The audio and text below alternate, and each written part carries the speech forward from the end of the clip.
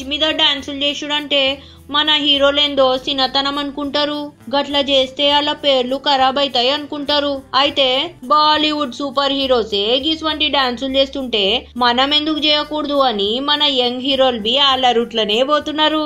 Mega power star Ram Charan IIFA ఉత్సవంలో dance చేసి అందరిని దిల్కుష్ చేసిండు కదా, మస్తు పైకంబి తీసుకున్నాడంట.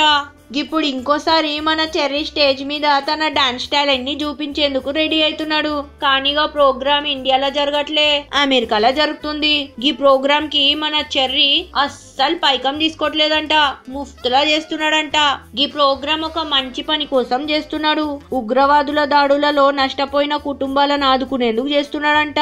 న్యూ జెర్సీలో ఉన్న పిఎన్సి సెంటర్ లా ఈ ప్రోగ్రామ్ జరుగుతుందన్నట్లు. మళ్ళా గింత మంచి పని చేస్తున్న మెగాస్టార్ కొడుకుని మనం బి అభినందించాలి బాయ్.